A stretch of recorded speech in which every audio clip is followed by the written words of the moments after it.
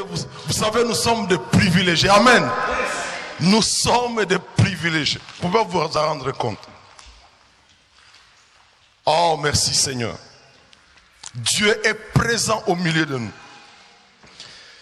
Que l'on sache que tu es Dieu et que je suis ton serviteur. C'est le thème de notre retraite. C'est dans 1 Roi 18, au chapitre 36, où 1 Roi 18, verset 36 plutôt, où Élie fait une prière, il dit à Dieu, la Bible dit au moment de la présentation de l'offrande, Élie le prophète s'avançant et dit, Éternel Dieu d'Abraham, d'Isaac et d'Israël, que l'on sache aujourd'hui que tu es Dieu en Israël, que je suis ton serviteur et que je fais toutes ces choses par ta parole. Alléluia.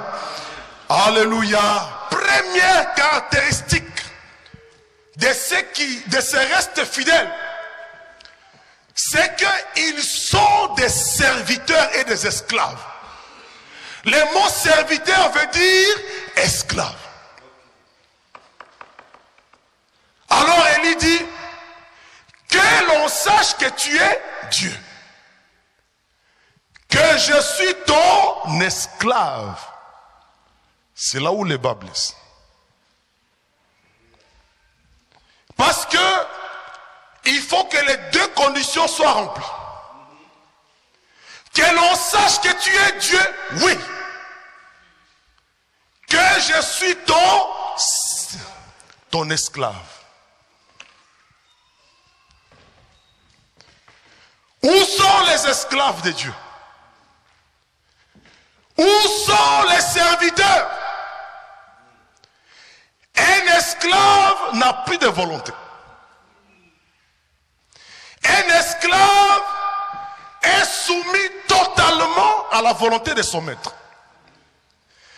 Un esclave, c'est celui au service, c'est celui qui au service de quelqu'un les représente et prend soin de ses intérêts. À d'autres termes, un ambassadeur.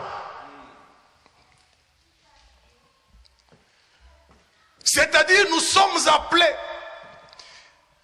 à défendre les intérêts du royaume, à défendre les intérêts du Dieu tout-puissant, tout-suffisant.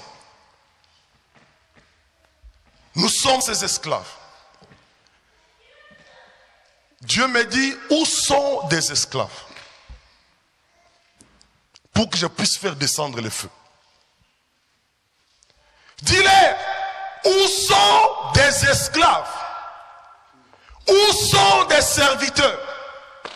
J'en cherche. Où ils sont pour qu'au travers d'eux, je fasse descendre le feu. Parce que, voyez-vous, les églises sont remplies de profiteurs. C'est-à-dire des gens qui viennent chercher Dieu quand tout va mal. Quand Dieu a donné, il me dit, ils sont partis. Ils viennent nombreux quand ça ne va pas. Mais quand tout est bon, ils sont partis. Où sont des esclaves? Où sont des serviteurs qui ne jurent que par mon nom, qui n'ont plus d'intérêt, qui n'ont pas d'ambition, mais qui cherchent ma volonté pour que je fasse descendre le feu? Deux conditions. Serviteur de Dieu, que l'on sache que tu es Dieu. Dieu, il est déjà Dieu. Il n'y a pas de problème. Je le suis. Mais où sont des esclaves? Où sont les esclaves? Je cherche. Parce qu'il y a la crise. Parce qu'il y a la confusion. Mais il faut des serviteurs. Parce que les profiteurs vont encore amener la confusion.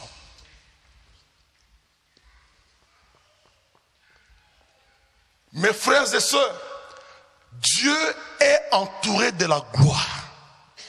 Il y a la puissance. Il veut faire de grandes choses. Mais il a besoin de serviteurs. Il dit, je cherche des esclaves, pas de profiteurs. Des gens qui vont profiter sous mon dos, sous le nom de Dieu, sous le nom du miracle. Mais ils vont s'approprier ma gloire. Où sont mes esclaves? Parce que la gloire de Dieu, c'est une gloire, c'est extraordinaire. Tu ne peux pas passer inaperçu si la gloire de Dieu est sur toi.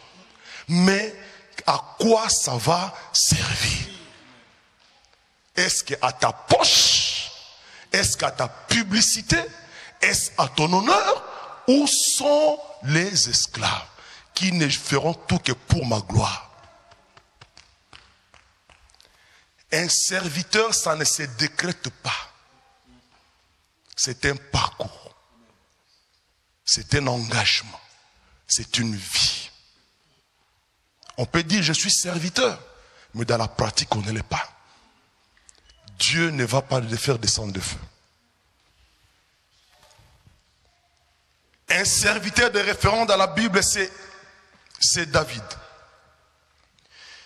Et lorsque la Bible parle de lui, il est la référence par rapport à tous les autres rois. Et quand la Bible parle de lui dans Actes 13, 36, la Bible dit, pendant sa vie, David a été serviteur de Dieu. Il a fait ce que Dieu voulait. Quand il est mort, il a enterré auprès de ses ancêtres. Et d'autres versions disent, or David, après avoir à son temps servi au dessein de Dieu, à l'accomplissement des plans de Dieu, est mort. David n'a vécu que pour une chose, servir à l'accomplissement des plans de Dieu. Pas ses plans lui, pas ses objectifs, pas ses ambitions.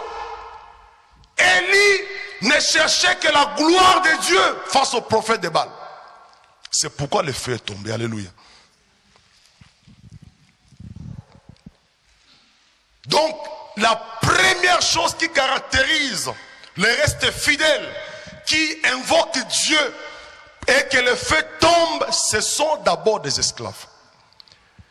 Nous devons être des esclaves, mes frères et sœurs. Nous devons nous engager à servir Dieu. La deuxième chose qui les caractérise, c'est qu'ils connaissent leur Dieu. Mais il faut connaître Dieu. Il faut connaître son maître. La prière d'Élie témoigne qu'il connaissait Dieu. Il dit, Éternel est Dieu d'Abraham, d'Isaac et d'Israël, que l'on reconnaisse. Il connaissait Dieu. Nous devons chercher à le connaître. Nous devons chercher à le contempler, à réaliser qui il est, notre maître. Parce que Daniel dit dans Daniel 11, 32, il séduira par des flatteries les traîtres de l'alliance. Mais ceux du peuple qui connaîtront leur Dieu, ils agiront dans la fermeté. Si vous ne connaissez pas Dieu, quand la tempête de l'idolâtre soufflera, vous allez adorer les idoles. Mais celui qui les connaît, qui a fait des expériences, celui qui connaît Dieu dans sa grandeur, il va résister aux tempêtes. C'est pour ça que mes frères, cherchons à les connaître. Cherchons à les connaître dans la prière. Cherchons à connaître Dieu. C'est dans ces conditions-là que nous allons rester fermes face aux tempêtes de la vie. Parce que nous les connaissons. Nous devons connaître Dieu, mes frères et sœurs. Nous devons chercher à les connaître. Troisième caractéristique, c'est que ces personnes, ils sont des témoins de Dieu. Ils sont des ambassadeurs par leur vie, par leur présence dans l'espace où ils sont. Ils témoignent que Dieu est vivant. Ce n'est pas seulement quand ils viennent à l'église, non.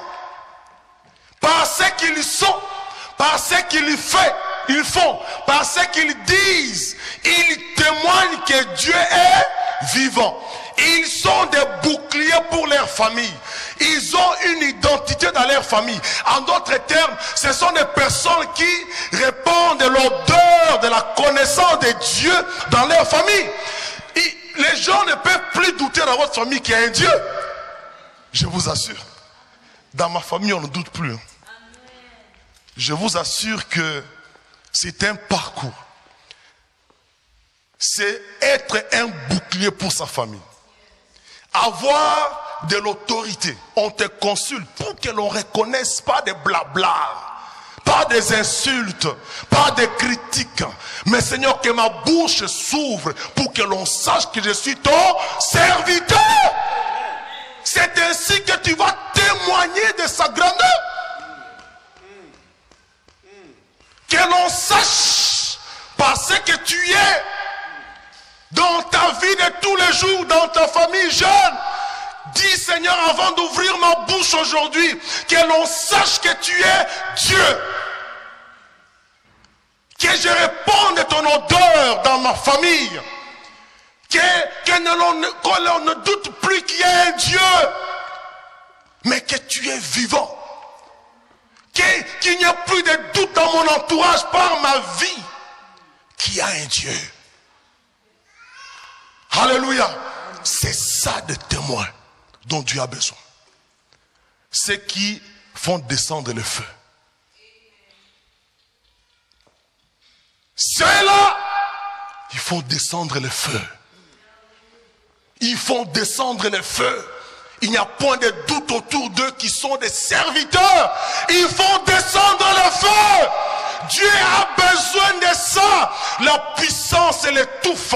Dieu veut que ça descende. Dieu veut que ça fasse une œuvre ici-bas. Mais où sont les serviteurs? La puissance de Dieu chôme. La puissance de Dieu chôme. Pour que les gens connaissent. Mais où sont des esclaves? Des personnes totalement consacrées à Dieu. Qui n'ont plus de volonté. Seigneur, ta volonté. Seigneur, je m'en fous de moi-même. Je m'en fous de ma vie. Mais je veux ta volonté. Où sont ces hommes? Je vous mets au défi, le feu descendra.